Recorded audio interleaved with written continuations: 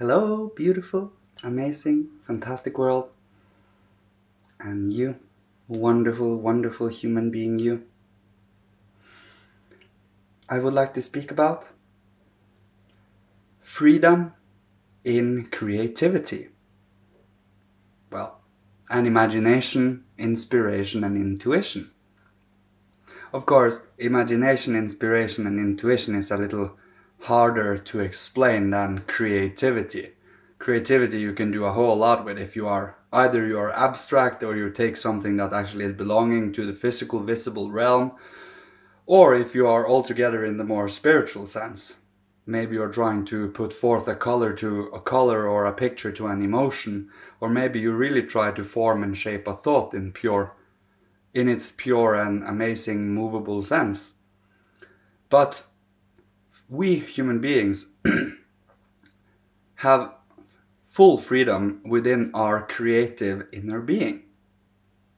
It's kind of more or less the only place we truly have real freedom in its conscious and active sense. So when we are, let's say, here and now, you are creating and, well, communicating, conjuring up different pictures, imaginations, and I said pictures, imaginations, and living concepts. Well, also truths, really. It only is how willing are we to go into what's in this cosmos. But in your freedom of creation, let's say outside, after you whatever we need to do to stay alive, eating, sleeping, go to the toilet, having a coffee, whatever. After that, in between all we need, in between all of our longings and passions, we have open moments for creation, creativity. What are we doing with those moments? These moments are perfect opportunities to become aware of oneself. Not only becoming aware to, well, hyper aware and kind of not knowing what to do with that, but becoming active, creative, in flow with what is occurring right now. Just like I am doing now, I am literally taking in and creating. I have absorbed a lot of information from different areas of life through both experience, reasoning, that means absorbed from books and absorbed from studying, but I've also taken in things from a variety of places, from my senses, from ideals, from, yeah, you get my drift. So where are we creating in all of this? Do you pick up the world truth of some kind and then you just put it away in the background of the archive, letting it gain dust there? Or are you taking it forth to utilize, practice in your daily life through socializing, through speaking to others, through creating, writing books, reading books? You even are creative when you are reading or listening to books. Are you just passively taking in what the book tells you, or are you actively here visualizing, imagining, and observing what that book is trying to tell you? When you are studying spiritual science that other people have studied, have given to the world, you, by imagining with them what they see, what they try to explain, you take that in as your own experience in a sense. And that is how you can first get a sense for these truths, so you know what to look for. It's kind of seeds. So when you give someone a seed, maybe they'll let it be for a little while, and then it all of a sudden comes back to them, and then they just, oh, maybe I should go check that out. And that is where things begins. And once you have the freedom to go be curious and to truly find out what life is about, what we humans are in relation to the rest of the animal, plant, and mineral kingdom, we are pretty unique in that regard as earth beings, but we are also cosmic beings. And that is what makes us different from the animals in that regard. We are more interacting with the divine hierarchy than animals are. Animals are more in line with the earthly, with their surroundings, with their group soul, and so on and so forth. We human beings are in freedom creative. we also are in freedom able to love, understand, and have compassion and empathy for another human being.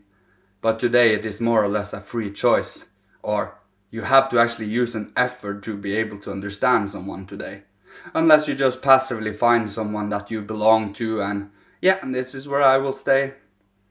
By actively being creative and also finding the love, you literally are lifting yourself up to a different sphere of life. A sphere of life where you literally see things that normally is not even perceived of in everyday, day-to-day physical life. For physical life, mostly is built up by longings, passions, pleasures, pains, needs, wants, these types of things. But when you are in the creative sphere, in the sphere of divine creation, that means trying to perceive the realm beyond this physical, sense-perceptible realm. That is when you truly are connecting to the hierarchy. And the hierarchy are very, very helpful in assisting us. As I say, they will never come and take us over. They will never come and like put us on like a glove and say and make us go do this or go do that. But if you in freedom allow them to pervade your life and your being and your surroundings and whatever you experience, you will come to see that the outer world is literally arranging itself to your own inner being, and you are being guided and directed and dragged towards the things you have a value on from the inside. So if you have certain values, certain inner standpoints, and certain moralities and such, you will see them everywhere out in the world. But it is about if you or me have that within us. It has to be pre-built for us to be able to perceive it outwards. That is how we spiritualize the world around us in addition to the life we are living. As I also say, there are pains and karma and turbulent and upside down, tipsy-turvy, earthquake, earth-shattering experience too. But by having the faith, love, hope, even if it is just a sliver of it, you know that this will pass.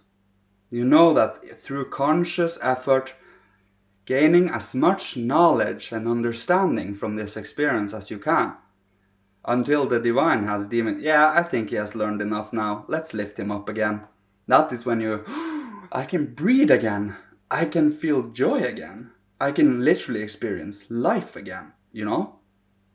When we are down in the abyss, we see only the physical material, and more often than not, the pain of life. Once you lift up yourself to the creative sphere, to the sphere of love, to the sphere of the Christ, is when you truly can see goodness even in the otherwise dead nature. Only the mineral are so-called dead, and even they are changed and rearranged based on pressure and some cosmic forces and so on and so forth. But we human beings are very, very different in that regard. Once you get to the plant kingdom, the mineral rules don't apply anymore. And with the animals less so, and with the human beings even less so. So we truly go upwards from mineral to plant to animal and up to the human being, the individual human being, the creative, active, living, ever metamorphic human being.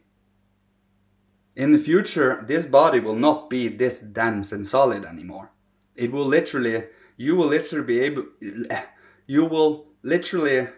have a much more malleable, much more shapeable and formable, because we are living in real time instead of something happened to us and then it takes a long time to process it, and then we can start doing something again without being distracted by everything. You are living directly into the world, directly into the surroundings, and taking things as they come, as they go. You are doing this in rudiments today. But it is about, are you conscious to the struggles you're going through and learning from them, extracting the lessons from them, and then moving on? Or are you obsessed with them, sitting with them, and letting them destroy you? It is all about having that forgiveness. It's the word. But the forgiveness is not for them or for the situation. It's for you. It's for you to forgive yourself and whatever happened to you and whatever you felt and whatever you went through and so on and so forth. And it takes as long as it takes. Patience and perseverance is always needed, even in the worst of times. It is all about not letting go of that one. Not letting go, but having faith, love, and hope. The highest virtues a human being can have. Also important to have judgment, justice, fortitude / courage, and prudence / carefulness. But faith, love, and hope is the highest building blocks, the highest virtues and building blocks we human beings need to be creative, so that we do not create more pain, more suffering, but create something that is of help for everyone. I thought an insect. Anyway, I will leave you with this today. Thank you so much, you beautiful, beautiful creator, you wonderful, wonderful human being.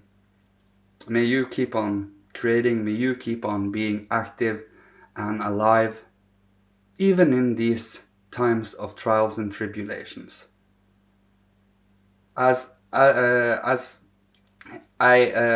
were a song with Kalki, and it is a rapper though. But the start of his sentence is, "Receive these best of blessings in these tests of lessons." I kind of like that one, so. But I will leave you with that one. May Father, Holy Spirit, Christ, Michael, higher hierarchy, ancient masters of all, ancestors from every incarnation, bless, love, protect, and guide you on your amazing path. Love you. Goodbye.